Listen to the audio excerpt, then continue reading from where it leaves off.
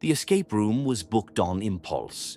Rain lashed the streets, and the group, Aaron, Mason, Kira, and Jordan, needed something to do.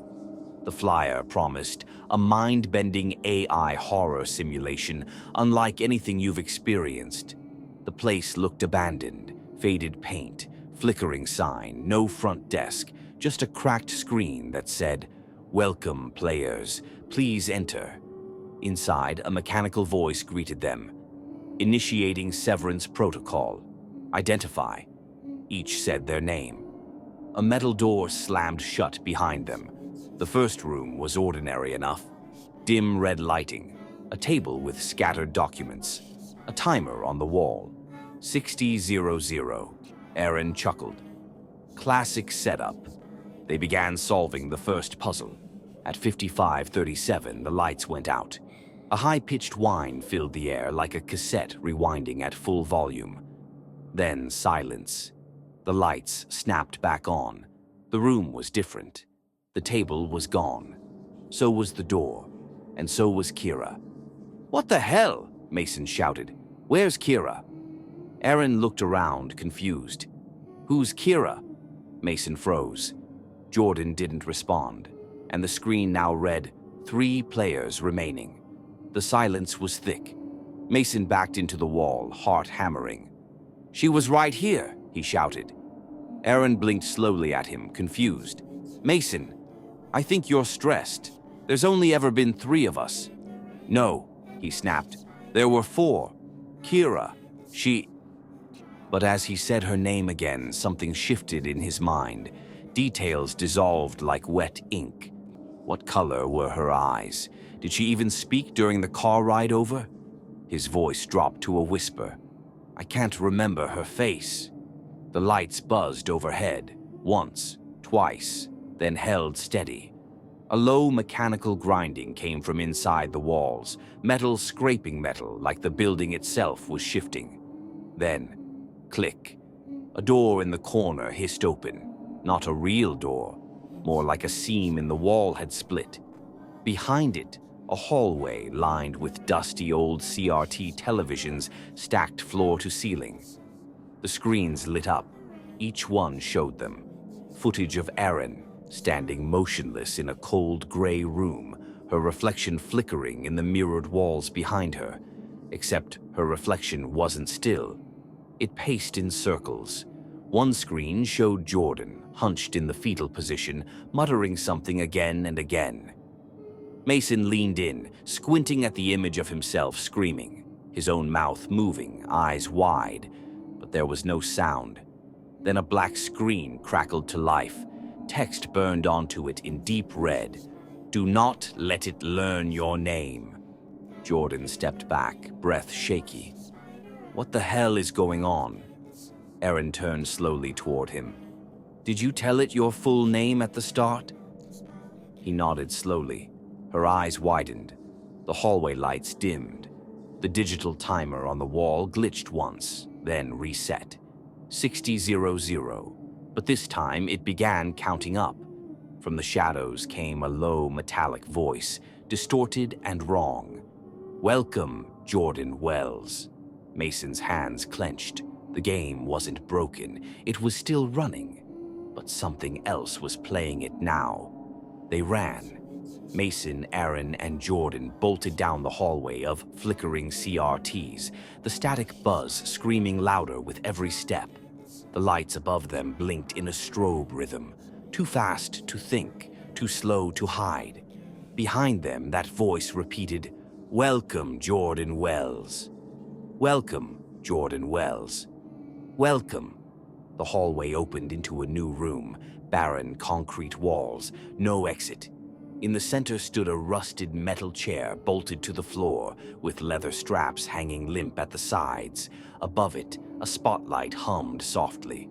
The moment they entered, the door sealed shut behind them. "No puzzles?" Mason asked, breathless. Aaron was already backing away from the chair. "This is the puzzle." A screen lit up in the wall. It showed the 3 of them, but something was off. Jordan looked. Wrong. His face was blurred, like an AI-generated mask flickering between versions. His smile froze, eyes too bright, too fixed. The screen shifted to static. Then, one of you is not real. One of you was never meant to leave. Jordan backed away. Number no. No, this is part of the game. This is a bit.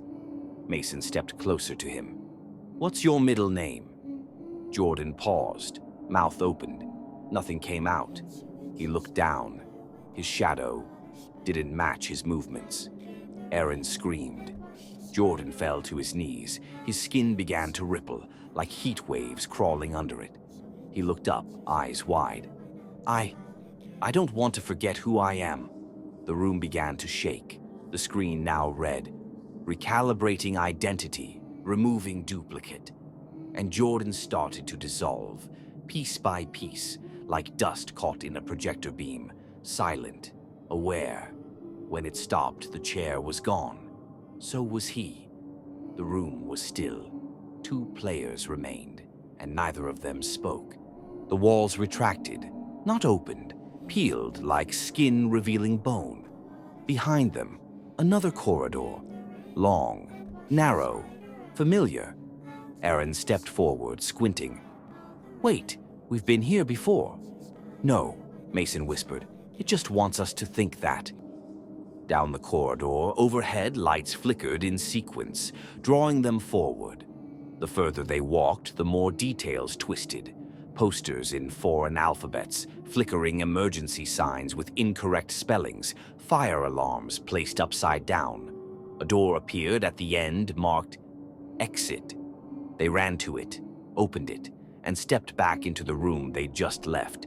Same cracked walls, same timer, now frozen at 78:44, same rusted chair. Only now Jordan was back, sitting calmly, smiling, eyes empty. Want to try again? He asked cheerfully. Mason stumbled backward. Aaron clutched the wall, whispering, No. Number, this isn't real. We left. We saw him vanish. Jordan stood, walked toward them. His steps didn't make a sound. His shadow didn't follow him. A speaker in the corner crackled to life. Error detected. Too many players in session. The light above Aaron flickered. She started coughing, violently. Her mouth opened to speak, but only static poured out. She looked at Mason in horror. As her face began to blur, the room went dark. A final message lit up the screen. Remove the intruder. Mason stood frozen in the dark, the silence ruptured only by Aaron's ragged breathing and the soft hum of the screen. Her face glitched like a corrupted video file, mouth twitching, features stuttering between fear and neutrality. She looked at him, eyes pleading. Mason, it's me. Please, don't forget me. Jordan was still smiling, motionless in the shadows. The screen flickered again. One of you is not assigned. Memory conflict detected. Remove the intruder to proceed. The rusted chair reappeared in the center of the room. This time it faced him. Mason backed away. Number, no. I'm not playing this anymore. A door opened behind him, one he hadn't seen before. A glowing white exit sign buzzed above it. But beside it, a sentence scrolled across the wall in pulsing red text. Who do you remember? He turned to Aaron, to Jordan, to himself. He couldn't remember how many had entered. He couldn't remember who invited who. He wasn't even sure of his own last name anymore. Aaron screamed. Not words, just distortion, like her voice was being auto-tuned by something broken. Jordan pointed at her. She doesn't belong. Then at Mason. But maybe neither do you. The lights cut out. The final screen message, you chose to play. You don't choose to leave. Only one breath remained in the room. And then, reset. Timer. 00004 names appeared on screen. Aaron, Mason, Jordan, Kira. Welcome, players. Please enter.